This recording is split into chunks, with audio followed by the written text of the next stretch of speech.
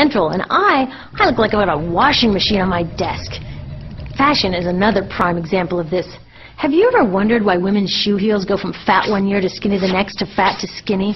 It's not because there's some debate about which heel structure is the most healthy for women's feet. It's because wearing fat heels in a skinny heel year shows everybody that you haven't contributed to that era as recently, so you're not as valuable as that person in skinny heels next to you, or more likely in some ad. It's to keep us buying new shoes.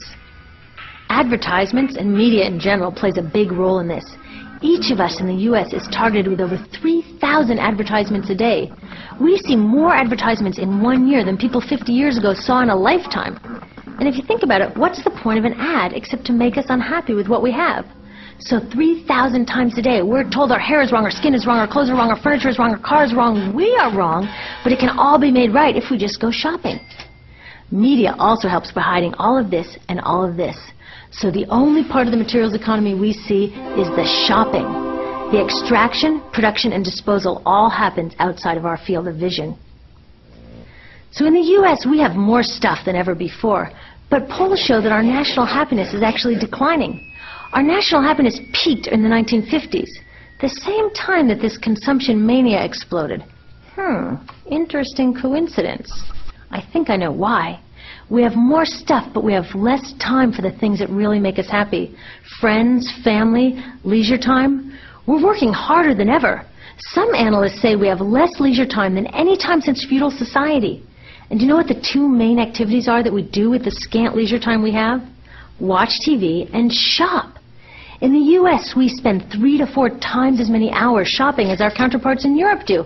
So we're in this ridiculous situation where we go to work, maybe 2 jobs even, and we come home and we're exhausted, so we plop down on our new couch and watch TV, and the commercials tell us you suck, so you got to go to the mall to buy something to feel better, and then you got to go to work more to pay for the stuff you just bought, so you come home and you're more tired, so you sit down and you watch more TV, and it tells you to go to the mall again, and we're on this crazy work, watch, spend treadmill, and we could just stop.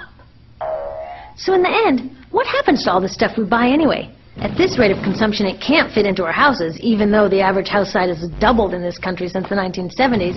It all goes out in the garbage. And that brings us to disposal. This is the part of the materials economy we all know the most because we have to haul the junk out to the curb ourselves. Each of us in the United States makes 4.5 pounds of garbage a day. That's twice what we each made 30 years ago. All of this garbage either gets dumped in a landfill, which is just a big hole in the ground, or if you're really unlucky, first it's burned in an incinerator and then dumped in the landfill. Either way, they both pollute the air, land, water, and don't forget, change the climate. Incineration is really bad. Remember those toxics back in the production stage? Well, burning the garbage releases the toxics up into the air. Even worse, it makes new super toxics, like dioxin. Dioxin is the most toxic man-made substance known to science, and incinerators are the #1 dioxin. That means that we could stop the #1 source of the most toxic man-made substance known just by stopping burning the trash. We could stop it today. Now, some companies don't want to deal with building landfills and incinerators here, so they just export the disposal too. What about recycling? Does recycling help? Yes, recycling helps. Recycling reduces the garbage at this end, and it reduces the pressure to mine and harvest new stuff at this end.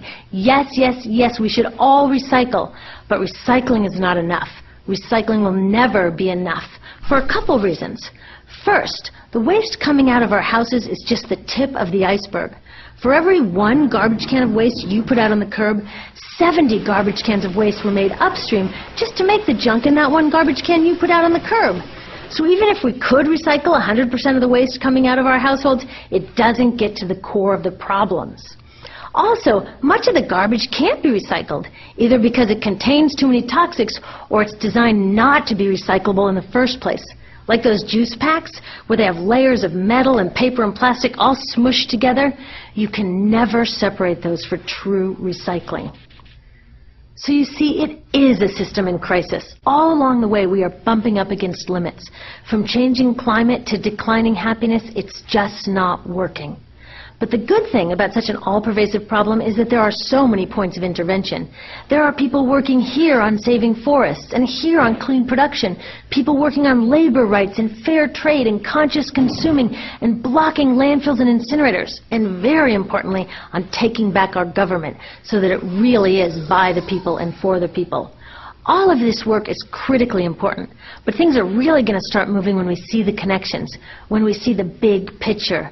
When people along this system get united, we can reclaim and transform this linear system into something new, a system that doesn't waste resources or people. Because what we really need to chuck is that old school throwaway mindset. There's a new school of thinking on this stuff, and it's based on sustainability and equity, green chemistry, zero waste, closed-loop production, renewable energy, local living economies. It's already happening. Now, some say it's unrealistic, idealistic that it can't happen, but I say the ones who are unrealistic are those that want to continue with the old path. That's dreaming. Remember, that old way didn't just happen. It's not like gravity that we've just got to live with. People created it, and we're people too. So let's create something new.